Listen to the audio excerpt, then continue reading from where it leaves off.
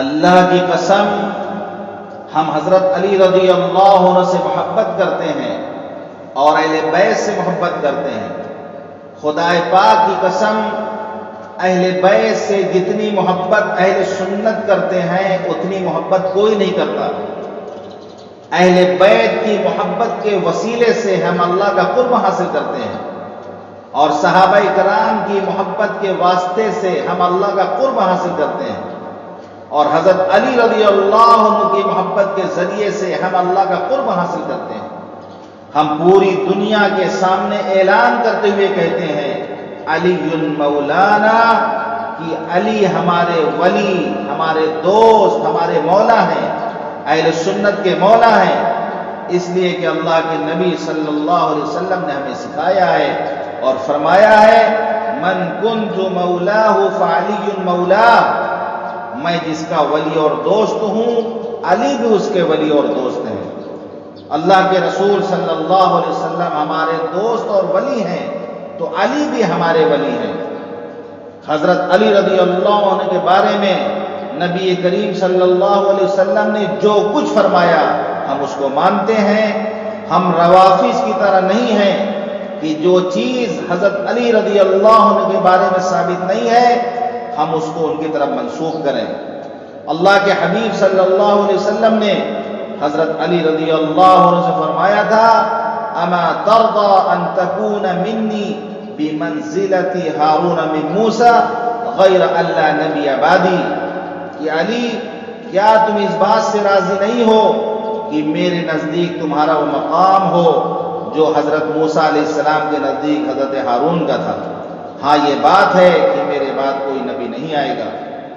غزوہ خیبر کے موقع پر آپ صلی اللہ علیہ وسلم نے فرمایا تھا لَأُعْطِيَنَّ الرَّايَةَ غَدًا رَجُلًا يَفْتَحِ اللَّهُ عَلَى يَدَيْهِ يُحِبُّ اللَّهَ وَرَسُولَهُ وَيُحِبُّهُ اللَّهُ وَرَسُولُهُ، میں کل ایسے آدمی کے ہاتھ میں جھنڈا دوں گا جس کے ہاتھ سے اللہ تعالیٰ خیبر فتح کرے گا، وہ اللہ اور اس کے رسول سے محبت کرتا ہے اور اللہ اور اس کے رسول اس سے محبت کرتے ہیں، اور آپ نے جھنڈا حضرت علی رضی اللہ عنہ کو عنایت فرمایا۔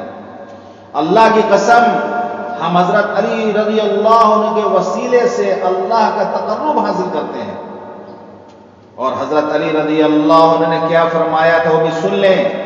آپ نے فرمایا تھا میرے بعد کچھ لوگ ہوں گے جو میری محبت کا دعویٰ کریں گے اور مجھ پر جھوٹ بولیں گے، ان کی پہچان یہ ہوگی کہ وہ حضرت ابو بکر و حضرت عمر رضی اللہ عنہما کو گالیاں دیں گے، ان کو برا بھلا کہیں گے۔ رب کعبہ کی قسم وہ ملعون ہے جو صدیق اکبر کو گالی دے جبکہ ان کو دنیا میں جنت کی بشارت مل چکی ہے۔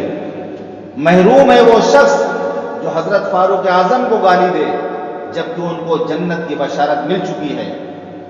کیا حضرات شیخین کے فخر کے لیے بات کم ہے کہ وہ روضہ پاک میں رسول اللہ صلی اللہ علیہ وسلم کے جوار میں آرام فرما رہے ہیں؟ کون ایسا بدبخت ہوگا جو ان کو برا بھلا کہہ کر شیطان کا قرب حاصل کرے؟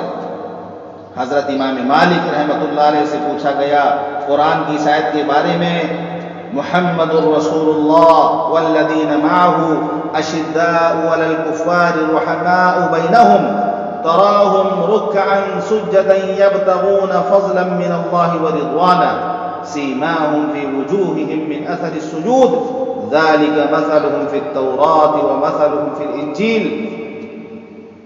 تو حضرت امام مالک رحمۃ اللہ علیہ نے جواب دیا اگر کوئی اپنے قلب میں صحابہ کرام کا کینہ رکھتا ہے تو یہ آیت اس کی عبرت کے لیے کافی ہے۔